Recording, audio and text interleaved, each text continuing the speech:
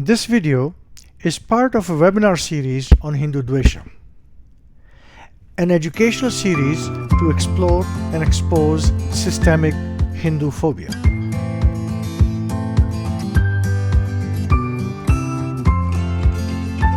First, I want to thank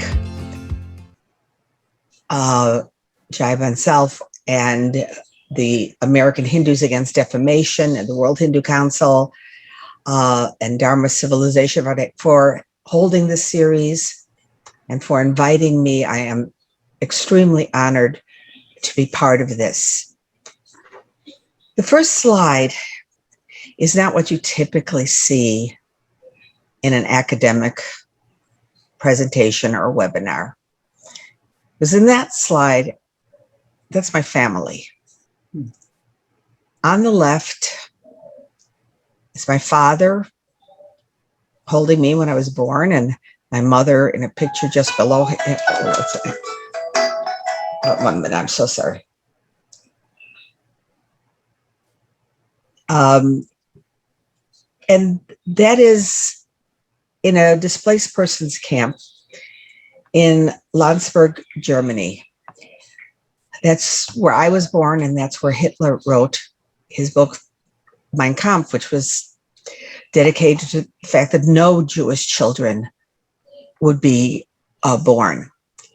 The rest of the pictures, and there aren't many, are the ones my parents managed to hide while in concentration camp, risking their lives hiding pictures because Jews were not supposed to have pictures of other family members, including my grandfather, my grandmother, 2 uncles.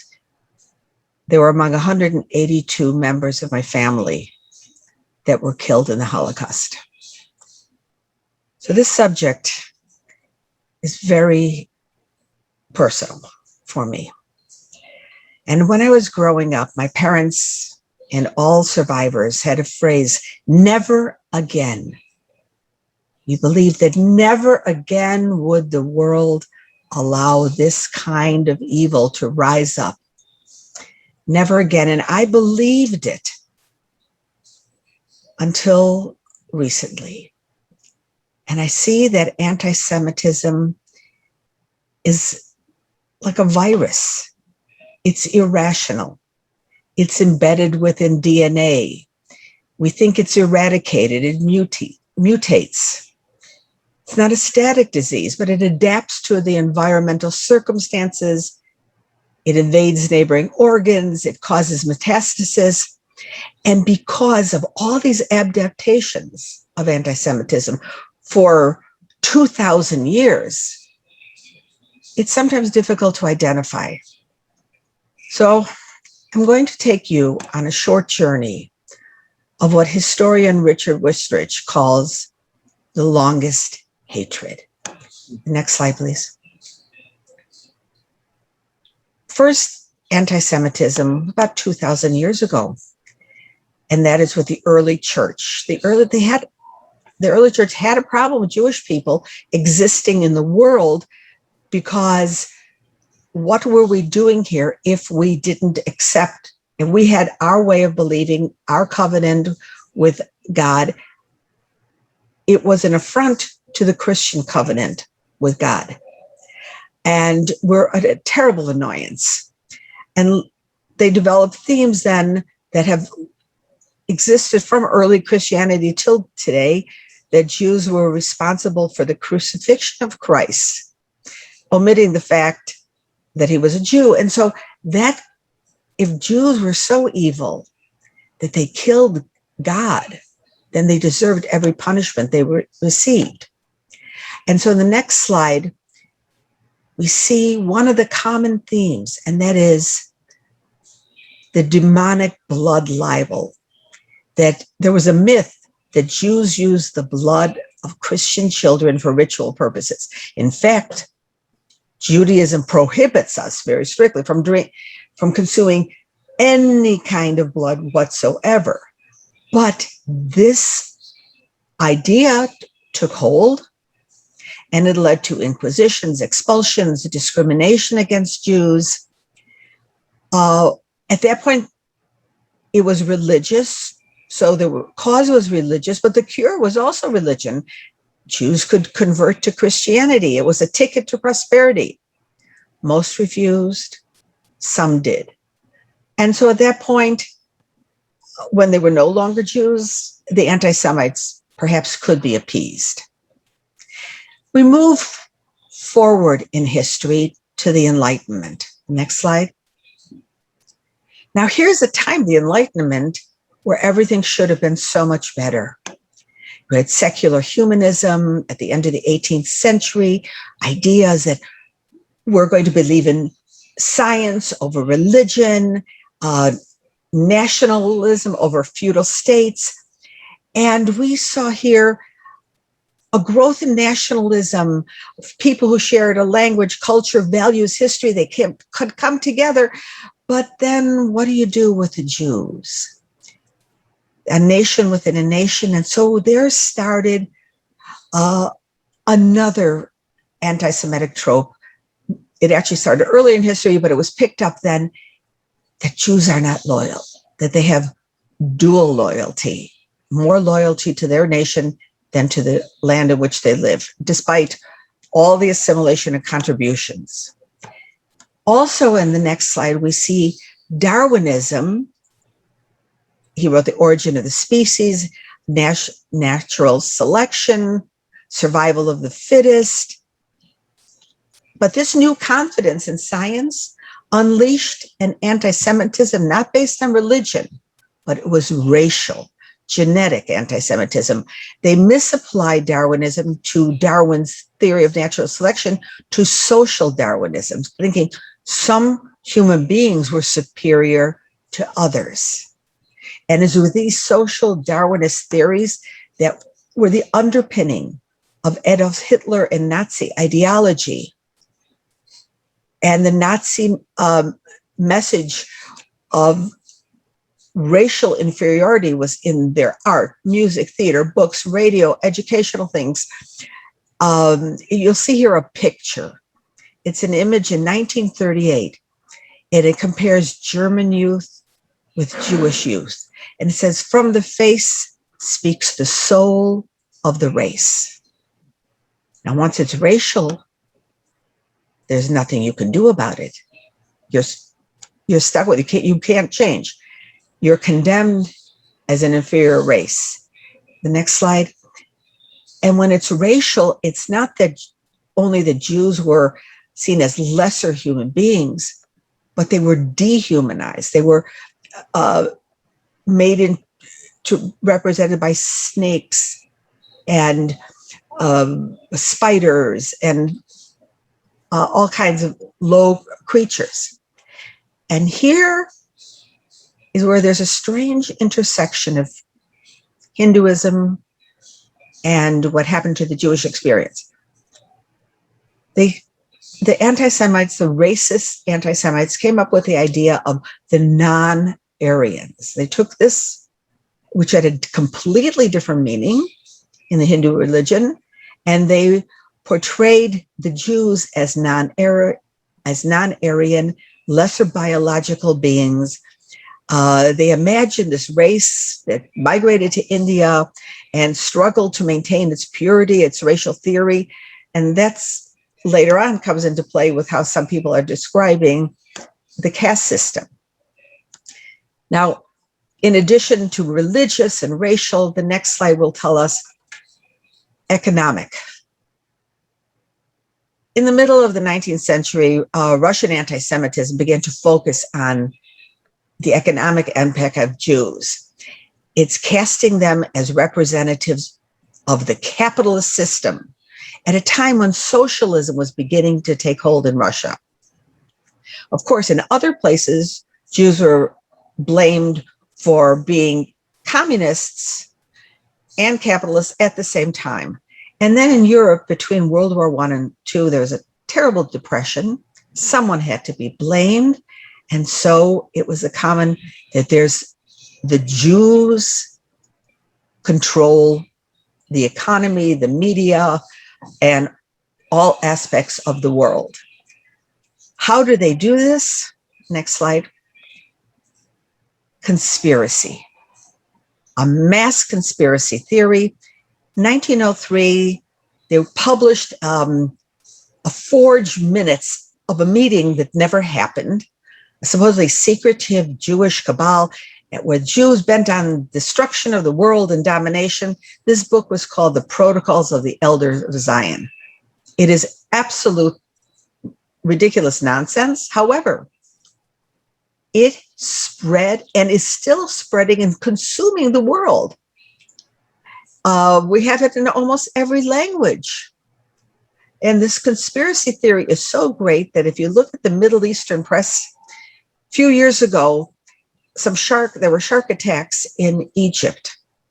And in a normal newspaper, non-extremist newspaper, they said that the sharks were trained by the Israelis to attack only Muslims.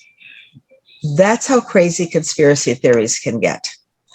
Also, Iran arrested a squirrel for being an Israeli Mossad agent.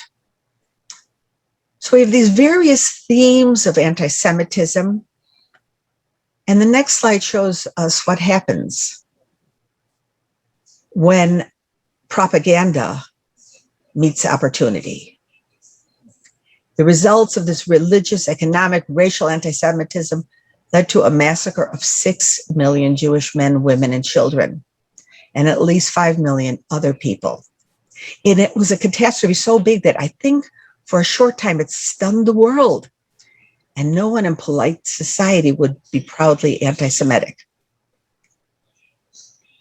And then, although the Jews in the Middle East, although Jews and Christians throughout the Islamic world were often denied their rights and they faced persecution, European anti-Semitism jumped continents in World War II and infiltrated the Mideast.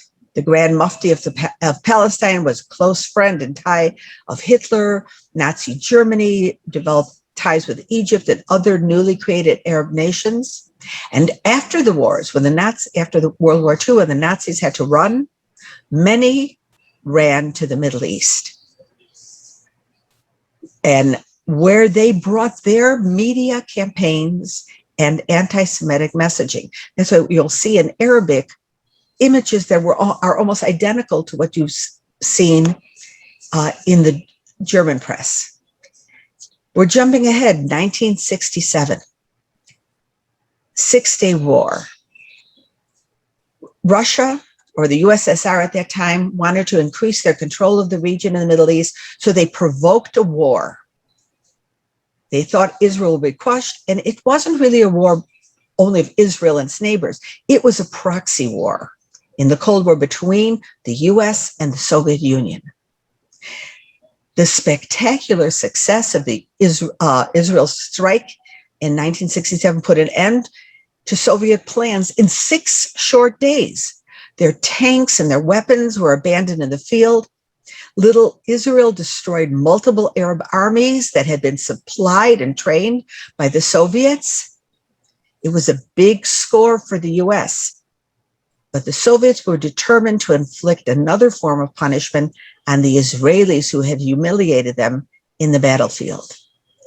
And they started the most aggressive campaign of anti-Semitism, anti-Zionism, disinformation across not only the USSR, but they're selling 1 million copy circulations in 80 foreign languages, carrying across the West. Developing nations, radio broadcasts. They were on for 1,000 hours of Soviet propaganda weekly to every continent on the planet. And the next slide shows the results of this propaganda.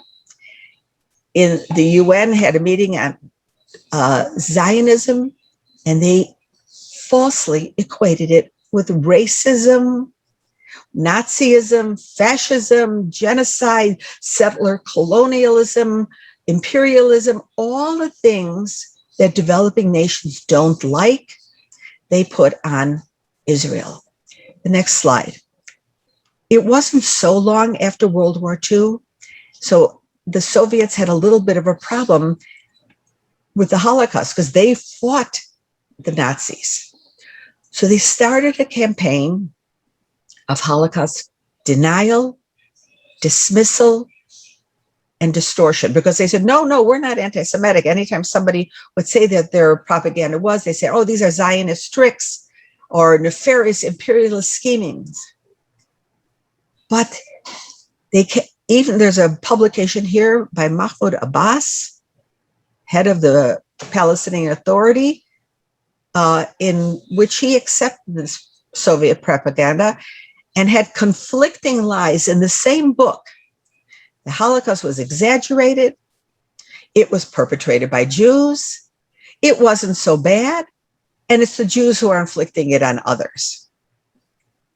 So there was the Holocaust distortion. In the next slide, a new form of anti-Semitic attack, apartheid. This has been added. The false analogy between racist apartheid, South Africa, and democratic Israel. I went to South Africa when it was under apartheid, and it was an abomination to humankind to see the social system that they had there, with benches that were Nia Blanca, Neta Blanca, water fountains, Nia Blanca, Neta Blanca, only for whites, not for whites. A system in which every Black person had to carry a special identity card. But this image was now put on Israel, which is a diverse country, which has had representation of all different ethnic groups in its legal and judicial and legislative system. And on US campuses across the country, usually around March, we have a series of Israel Apartheid Week, lectures, exhibits, events, and it demonizes Israel to the most innocent, uninformed eyes, and that's what students leave thinking. The next slide. And so we see racism coming back, but now it's a little different. My mother of blessed memory passed away 2 years ago, and right before her death, she had the television on, and she heard one of these women referring to Jews as white supremacists. And she said, my entire family was murdered because we're not white, and now I'm white. But it's calling Jews white supremacists.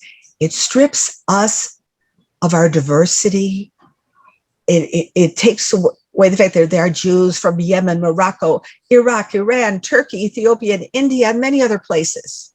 It wants to bleach away our diversity so there's no history of the Jewish people. And the next slide, all this brings an incitement to violence. And we see more and more insightful language directed at Israel and directed at Jews. The next slide. The outcome of this is dangerous. In 2019, Jews are under 2% of all Americans. In an FBI report in 2019, over 60% of all religiously motivated crimes are directed against Jews, but it's worse in France and Germany and Europe. But in 2020, anti-Semitism increased by about 50%. And 70% of Jews now say they have experienced anti-Semitism. The next slide, please. And one of the problems is in the media now, it's not an embarrassment as in the past, but you see superheroes, sports heroes, rock stars, hip hop, where it's cool to be anti-Jew. And the next slide. And we see anti-Semitism not just being the extreme radical elements of society, but mainstreaming. Louis Farrakhan, pictured here, is the epitome. He's the poster child of anti-Semitism today. What he has said against Jews, he calls Jews vermin. He doesn't say, he says, I'm not an anti-Semite, I'm an anti-termite. He praises Hitler, says he was a great man. He says Jews are controlling the world. He blames Jews and Israel for 9/11. And yet he is shown here with prestigious people, and they lend credibility when they take a picture with him to his anti-Semitism. The next slide. And so we see now that there is where the church challenged the right of Jews to be Jewish. Nazis said the individual doesn't have the right to live. The Soviets said Israel has no right to exist. And now the direction they say, we're not anti-Semitic. But when you say from the river to the sea, which is a common chant against Israel, that's every piece of territory. And it means death. It's a call for death to the Jewish state. And it's 7 million Jewish inhabitants. Next slide, please. And this happens by something called intersectionality, alliances with grievance groups, saying all injustices are interconnected. If it's racial, ethnic, sexual, gender, class, they're all overlapping, and all the oppressed groups need to join into common interests. Solidarity is essential. You must express your solidarity even if you don't believe it, especially on campus. And you'll see on a demonstration, whether it's in Ferguson, where Michael Brown was killed by a policeman who had never been to Israel, the signs of the people marching were against Israel. In women's marches, in gay activism, Israel is the only place in the Middle East where it's safe to be gay, but yet in all those movements, there are attacks on Israel. Intersectionality. So it's kind of like the oppression Olympics, but Jews can't play. Our history of suffering is downplayed. And it's very clever. Slide 21. It's hate, but it's hidden in beautiful human rights language. So they've taken the anti-Soviet propaganda and they say, we're against discrimination, we're against racism, we're against colonialism, misogyny, war crimes. And all of that is lodged against the only viable democracy in the Middle East. And they call themselves Students for Justice in Palestine, and even, I'm ashamed to say, Jewish Voice for Peace. And their solutions to the complex issues in the Middle East would be very agreeable to the Nazis. It's their genocidal solutions. So you might ask, slide 22, why don't you say anything? Because there's a concerted effort to prevent the pro-Israel point of view. Its First Amendment is for me, not for thee. So these groups are bullying and harassing Jewish and pro-Israel students. I've seen this happen now against some Hindu students as well. And then they cry that their rights are denied. Groups are routinely pressuring school administrations to prevent pro-Israel speakers from visiting campuses. They're canceling speakers that have been invited. They're shouting down speakers who are trying to speak. In DePaul University in Chicago, students successfully lobbied for the school to fire a pro-Israel professor because he challenged the Students for Justice for Palestine narrative. Last year, a friend of mine at the same university, he's Black, gay, and an immigrant, criticized the Palestinian Authority for corruption. There was such an outrage that he had to be escorted to and from his classes by the police. And his fellow academics didn't stand with him, didn't support him. In fact, they censored him for upsetting the feelings of the anti-Israel students. So it's number 23, the next slide, you'll see that it's not about facts. It's about emotion, theater, mock checkpoints, intimidation, reenactment of IDF soldiers beating up. So it's a very theatrical, emotional production. The next slide, please. And here we have the Boycott, Divestment, Sanction, BDS campaign. This is where anti-Semitism has found its loudest microphone. It's a call to punish Israel, make it a pariah state. By weakening Israel, isolating Israel, it will be easier to destroy. And it doesn't matter if in that process they hurt Palestinians and the Palestinians lose the job. Destroying Israel is more important than helping Palestinians. And don't believe me, look at their BDS founders in their own words. In the next slide. Omar Barghouti, I don't know if it's large enough for you to read. We oppose a Jewish state in any part of Palestine, which means every single inch. The current phase has all the emblematic properties of what we considered the final chapter of the Zionist project. We are witnessing the rapid demise of Zionism, and nothing could be done to save it, for Zionism is intent in killing itself, and I, for one, support euthanasia. Assad Abu Khalil, justice and freedom for Palestinians are incompatible with the existence of Israel. Ahmed Moore, okay, fine. So BDS does mean the end of the Jewish state. It's not another step to the final showdown. BDS is the final showdown. The next slide shows you some of the areas you find this boycott divestment in culture. It's trying to stop musicians. It's one of the biggest champions is Roger Waters, co-founder of Pink Floyd. Anytime an artist wants to go to Israel, Roger Waters puts enormous pressure on the artist not to go. Thank goodness most of them don't listen to him. On top, when he has concerts floating on top of the concerts, he has these inflatable pigs, and they have a Star of David, which is the symbol of the Israeli flag, floating above his concerts. In the next slide, we see that the arena is also in economic. I'm sure this week you heard about Ben and Jerry's saying that it's not going to sell its ice cream in the occupied territories, but that's even false because the occupied territories includes East Jerusalem.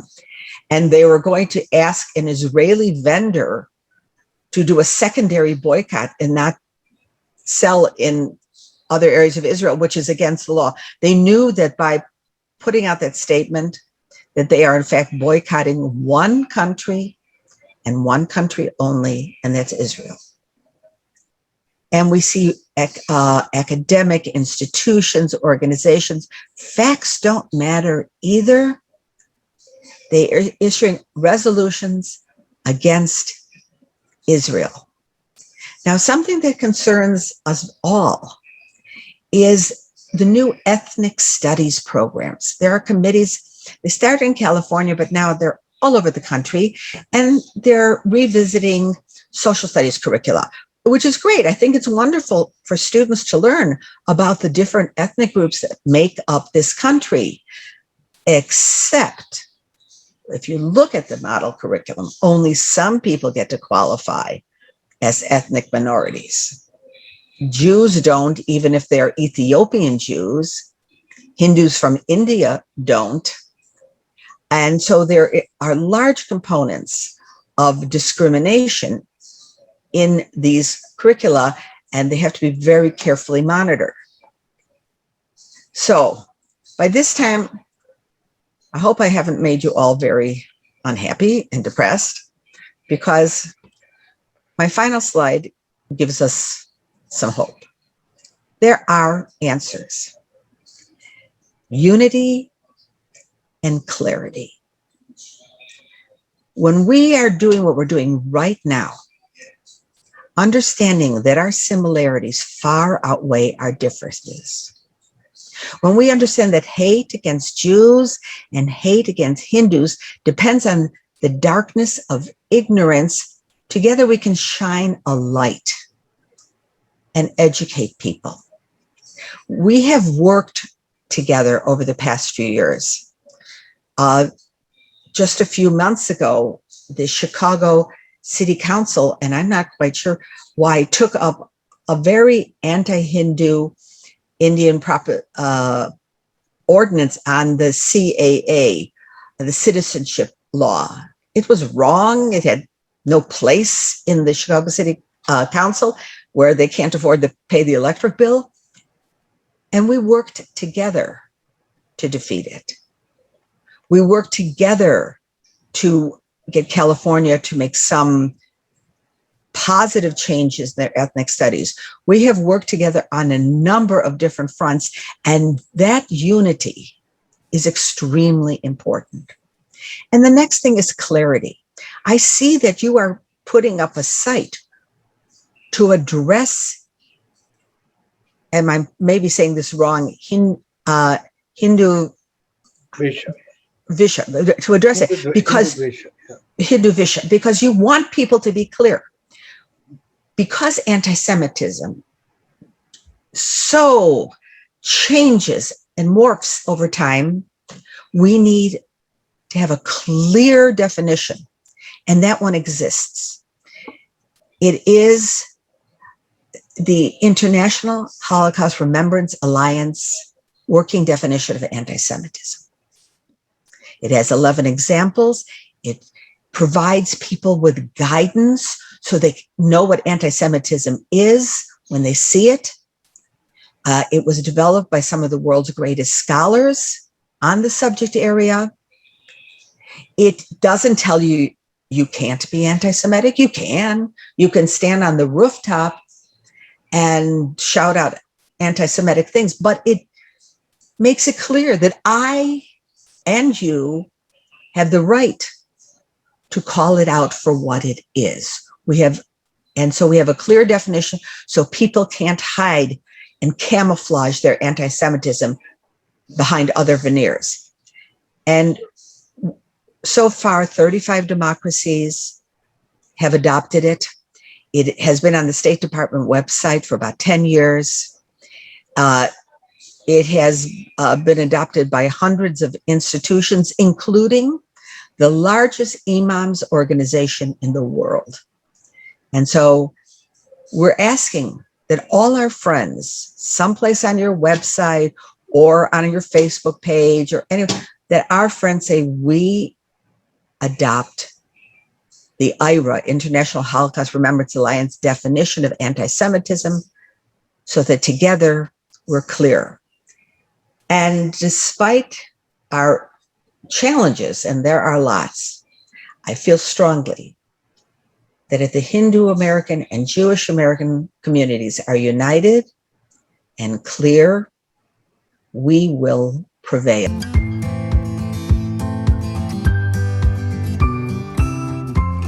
Now, I'm going to take a few minutes to draw some parallels with the Hindu situation.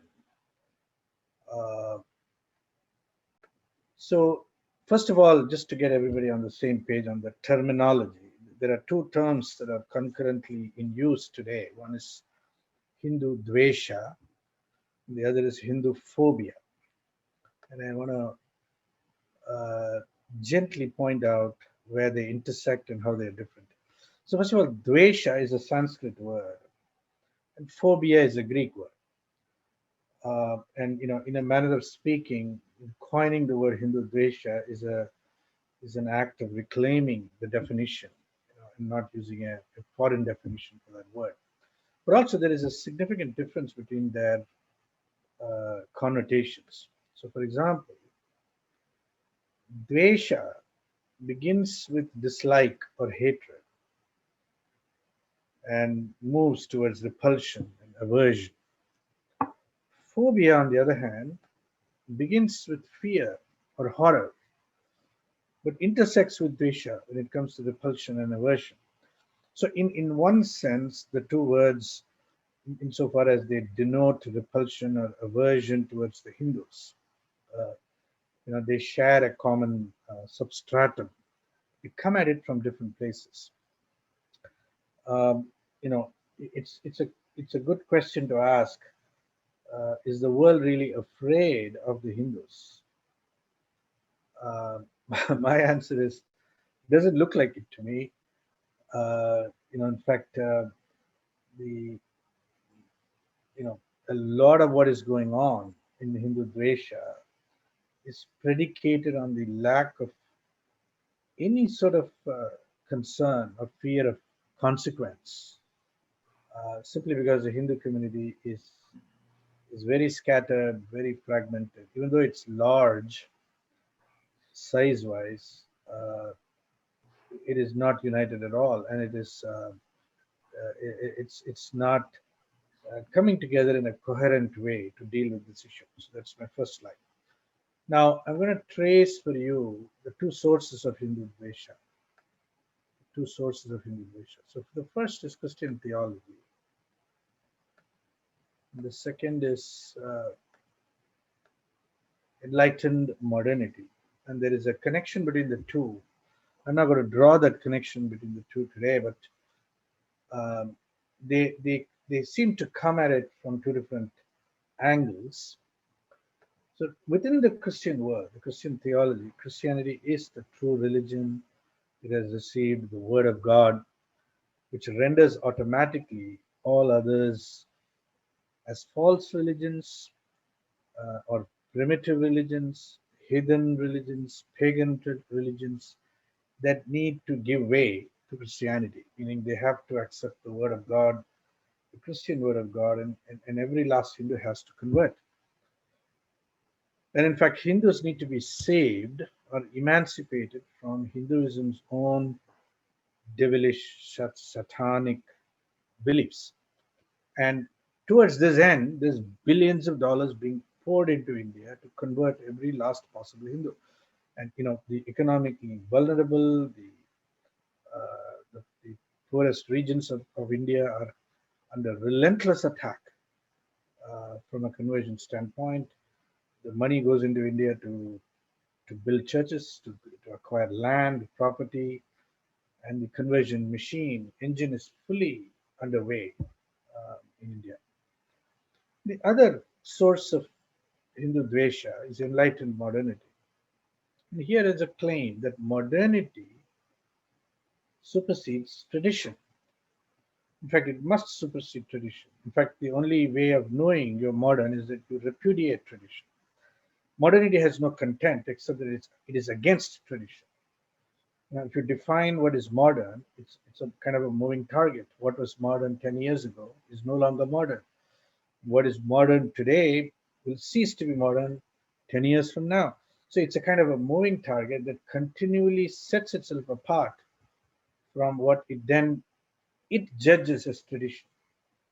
And of course, the Enlightenment period gave us this reason supersedes revelation kind of construct, where now it is science which supersedes superstition. So uh, in the construct of modernity, Hindus need to be saved or emancipated from Hinduism's own backwardness, primitivity,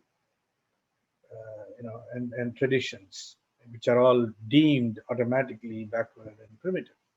So both of these come at Hinduism from two different angles. There are many more angles. These are only the two dominant ones. So the emergence of Hindu Dvesha can once again be mapped to the theology, the Christian Islamic theology, and the enlightened modernity. And interestingly, enlightened modernity is completely intertwined with the racial discourse. And these two, the religious and the racial, which Peggy pointed out earlier, it come together in a completely intertwined way to contribute to contemporary Hindu Dvesha. So here are a few examples of some quotations. Okay.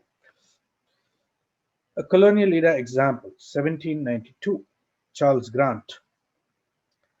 He's saying Britain had an obligation to attend to the happiness, general welfare, and moral improvement of the people under its rule in India, and that the only way to do this was to accept that empire must legitimate itself through Christian principles, and by seeking to promote those principles through education and conversion. The communication of our light and knowledge to them would prove the best remedy for their disorders.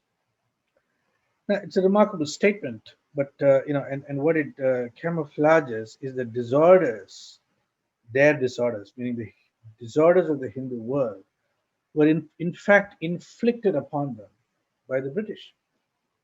And so they were both inflicting the disorder and saving us from that disorder, from our own disorders. So, to get clear about this, over a 200-year period, England extracted, literally plundered India to the tune of what is today estimated to be approximately 45 US trillion dollars in contemporary terms. That is a massive sum of money, and it went into the development of England. This is a clear Christian religious origin that Hindus must cease to be Hindus. Now here's another quotation from James Mill. Now, James Mill was not so much concerned with Christianity, but he represented modernity, enlightened modernity. He was a utilitarian. So here's a quotation from: In truth, the Hindu, like the eunuch, excels in the qualities of a slave, dissembling, treacherous, mendacious, to an excess which surpasses even the usual measure of uncultivated society. In the highest degree conceited of themselves, and full of affected contempt for others, in physical sense, disgustingly unclean in their persons and houses. So he wrote a book called The History of British India, published it in 1819, which became a textbook for all the young officers from England who were deputed to India. It was taught in Haileybury College in England, it became textbooks in the newly created universities in India. And the civil service, the so-called civil service of India, was completely grounded in this text, and all they got from the text was utter contempt for the Hindus. Now, here is a completely different source of Hindudvesha: Germany. August Schlegel, writing in 1834, he begins his speculation, or he amplifies the speculation, that somehow, because the Sanskrit language and the German language are connected through for some historical reasons, he poses a question: Are the Hindus a pure race, or are they mixed? The purity of their blood, of which the ancient Hindus are so proud, has indeed been challenged. This thesis has been supported by the division into castes and by the servile condition of the last of the four, that of the Shudras. Such a degradation of the great mass of the people, it is said, it is said, that's a very Trumpian way of speaking, by the way, could only have been introduced following a conquest. Now, two things about this. He's questioning the purity of blood. He's making a case for the Aryan race as early as 1834. In fact, it began even before him. He's positing the theory that there was a great Aryan invasion into India. There was a racial invasion. And the contemporary Hindu is a product of the illegitimate mixing of a pure Aryan white race and an impure native non-Aryan race. Okay, so this is the crux of the whole racial animosity towards the Hindus. So this is Friedrich Max Miller, another German, a German who crosses over to England, gets situated in Oxford University, and he spends 50 years in Oxford. And here he's presenting a very enlightened view. The science of religion will for the first time assign to Christianity its right place among the religions of the world.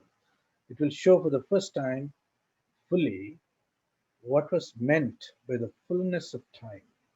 It will restore to the whole history of the world, in its unconscious progress towards Christianity, its true and sacred character. So what he's articulating is something which can be understood as fulfillment theology. The fullness of time. In the fullness of time, the Hindus will become Christian. They have to become Christian. It is their destiny, and Christianity will prevail. And we have to keep on striving until Christianity prevails. So the the Hindu religion was great when it was Aryan, but it has degraded because it got mixed up with the natives. And now its salvation, its emancipation, its liberation will come only through the acceptance of Christianity. So this is pure religious, but now it's mixed up with the Enlightenment theories about race and about fulfillment and about modernity. And now you have the intertwining of both strands in Friedrich Max Miller. There's another quote from him: Hinduism is a decrepit religion and has not many years to live, but our impatience to see it annihilated cannot be pleaded as an excuse for employing violent and unfair means to hasten its downfall. The Christianity of our 19th century will hardly be the Christianity of India. The ancient religion of India is doomed, and if Christianity does not step in, whose fault will it be? He was a powerful, advocate for the replacement of Hinduism with Christianity in India, throughout his entire life. Hermann Oldenburg, another German: what has triumphed in India is a power we call Hinduism. Its gods are misshapen, wild, cruel, lascivious. Hindu gods are their head Shiva and Vishnu. Its books are the gigantic epic, the Mahabharata, and an unsurveyable host of literature, a transformation that affects the innermost core of the people, of the soul of the people, mixing with the dark colored aboriginals, transform the invaders, causes the Aryan to turn into the Hindu. This is the foundational theory that originated in Germany. Now we are at 1907, and you can see the cascade of this theoretical foundations that crashed into the era of Nazi Germany. Just 30 years from now, Germany went up in flames. So here's Erich Frauwallner, another German. Indeed, we find striking correspondence with thoughts and developments that are familiar to us from Europe. Correspondence where? In the literature of the Hindu world, in the philosophy of the Hindu world. This gives rise to an important question that has attracted too little attention so far, namely the question of how these correspondences between Indian and European philosophy are to be explained. For once, the attempt must be made from out of a contemplation of the entire philosophical development of India to establish and isolate in broad outline the Aryan quotient in this development. And that was his research project, 1939, bang in the middle of the World War II, the Holocaust. This is an Indologist working in the Nazi regime. So all of this causes enormous ambient pressure, towards the Hindus. So basically, the Hindus must be secularized, they must be westernized, they must be anglicized, they must be modernized, they must be proselytized, converted, Christianized, Islam. Something must happen. In the end, they must be supervised. If nothing else, finally silenced. And you know what? The Hindus have been silenced. There's no Hindu who speaks up adequately. The Hindus are ashamed, embarrassed, completely confused, constantly accused, on the defensive, totally denounced. And you see it happening on all sides. Jaiji will pick up the conversation from this point. I'll say thank you. Over to you, Jaiji. Thank you, Kalanji. Shalom and namaste, everyone.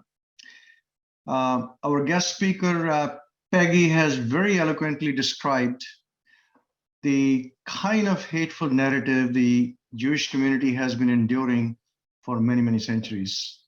And of course, my colleague Kalyan Vishwanath has shown a parallel narrative that has been building up against the Hindu society on very similar, very parallel lines for the last 200 years or more. So here we have these two ancient cultures living in these two parallel universes under very similar kind of hateful, denigrating narrative for such a long period of time. Does it surprise anyone that our experiences parallel each other so well? Well, it doesn't surprise me, frankly, because when you realize that the source of this hateful narrative is actually, or sources are the same for both the communities. and their mission is the same as well. So, how do you classify hate? Hate is hate, but Peggy has actually classified it in 3 or 4 different buckets: the religious narrative, the racial narrative, the nationalistic narrative, and I've decided to add the socio-political, although she, I think, covered that in her presentation as well. And it goes from left to right, from the old times to the modern times. And what is happening is all these narratives are continuing on more or less in the same fashion, new strands being added to it as we go.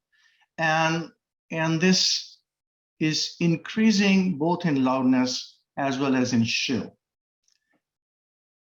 Okay, so Kalyanji has covered the first 2 categories from the Hindu perspective, the religious and the racial. And I thought I would try to cover the other 2, the nationalistic narrative, and then the more contemporary, the socio-political one. Touching on the nationalistic aspect of it, both Jews and Hindus are uniquely identified with specific geographic areas: the land of Israel and the land beyond the Sindhu River. That is how our identities are defined. Interestingly, their histories might have diverged somewhat, but the hateful narrative against them has not diverged all that much. For the Jews, they were exiled from their ancestral land. They spread all over the world. And what happened? They were accused of having dual loyalties, as Peggy mentioned. When they regained part of that ancestral land, they're being told, you have no right to exist. Hindus, we have managed to hold on to our ancestral land, or at least a part of it, from the dawn of history. However, we have been ruled by the outsiders for the last 1,000 years. And the narrative that has been building up, especially in the last 200 years or plus, is Hindus have no special right to their land. To the land that they occupy, they have no special rights. Now, how did that transpire?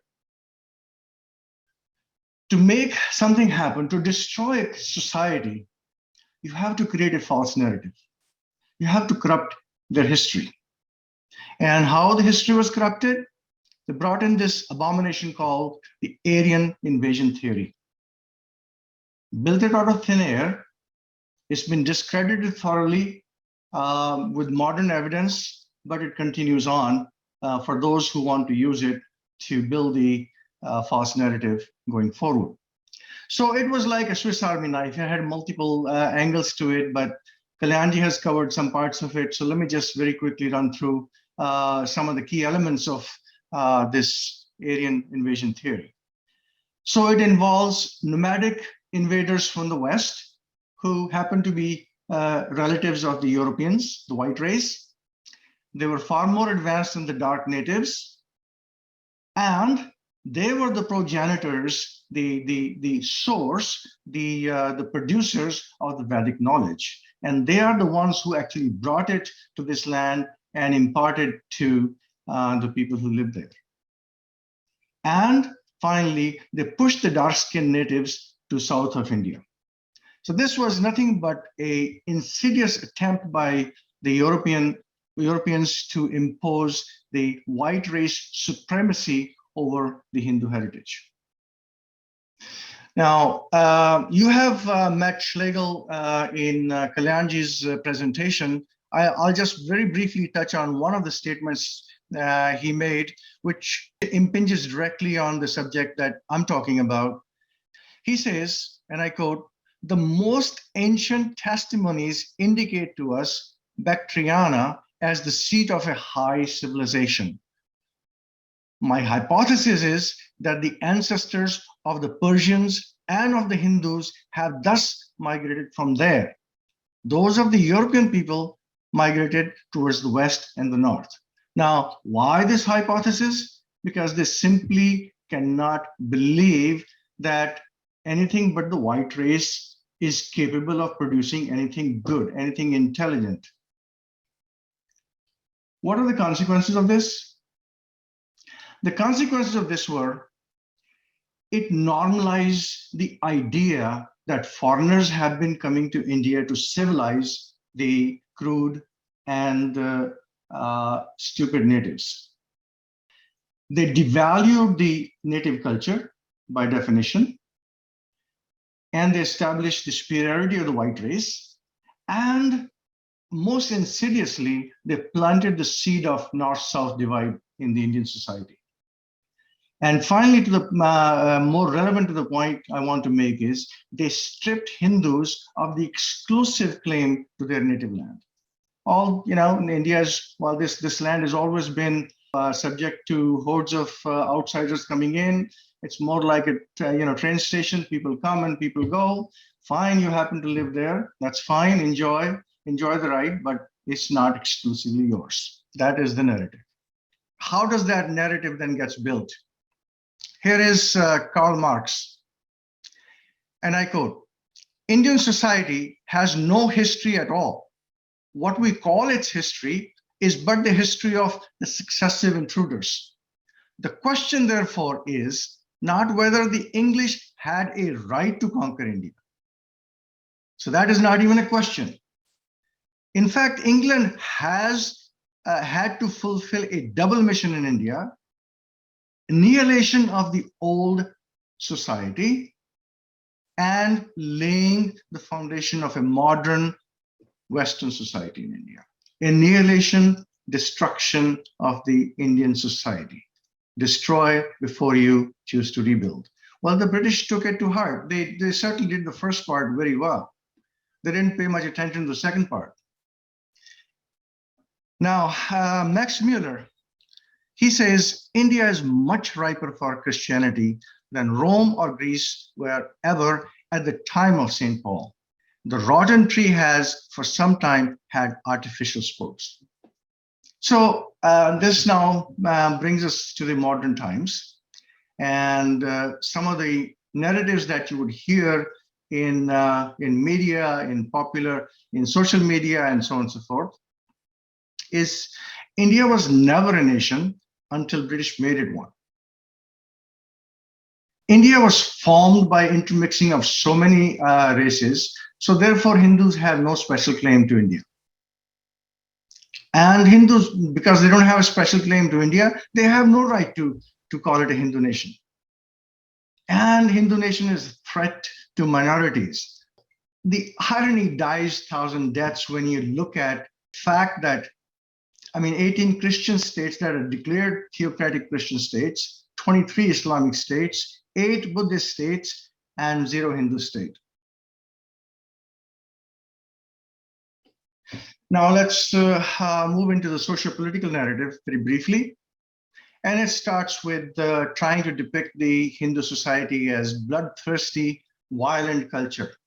When you are trying to create a story through pictures, you don't actually have to have facts behind them, because all you can do is enactment and put it on the social media, and it becomes, after a while, becomes received wisdom. The other narrative, we are patriarchal. There's a hierarchy in the society, the caste system. They're filthy, and the society is problem-ridden. So very quickly reading through some of these messages, it says, smash Brahminical patriarchy, the caste system.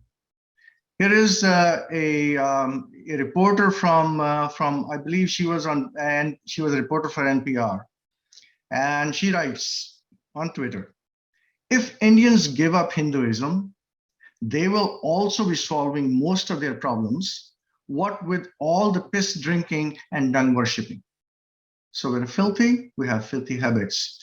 And then this gentleman, he doesn't mince his words. He says, time from Brahmin Holocaust. And the last one, the Hindu society is being led by strident, boorish, and bigoted leaders. That's the messaging. So these are 2 posts on the left from Washington Post. One is about Abu Bakr al-Baghdadi. Now, he's described as the austere religious scholar at the helm of Islamic State, dies at the age of 48. And on the right of the same card, you have a democratically elected leader of a state that actually, if it was a country, it's fifth in the seriatim of population. So over 200 million people live in that state. They democratically elected him, and he's being described, meet the militant monk spreading Islamophobia in India. And on the right comparison, we have a Time magazine reporting on Narendra Modi, the current Prime Minister of India, and then Erdogan, the President of Turkey. So if you look at, you don't actually have to, describe it in words, but if you just look at the way they're being portrayed, the intended message is Mr. Modi is threatening, strident, uncompromising, whereas the gentleman on the right is businesslike, but approachable. So that's where we are. One final slide, and then I will stop. Even our cultural and religious festivals are not spared. Here, Diwali is being described as the festival of facts. So Economic Times describes Diwali as the festival of facts, from diyas, the lamps, to deep fried delicacies. Diwali is a celebration of oil. And then Christmas, by the same paper, is being described, has delicacies that India loves, the sugary sweet Christmas, Kerala rum cake, Goa's babnika, and other delicacies India loves during Christmas. So here we are. I don't want to belabor the point, but I think some of the examples I've shared with you show some of the parallels that our Hindu experience has with that of Jewish experience. And I'm going to stop here, but before I do, let's remind ourselves that these are not just words on paper or in print or on social media. They have consequences.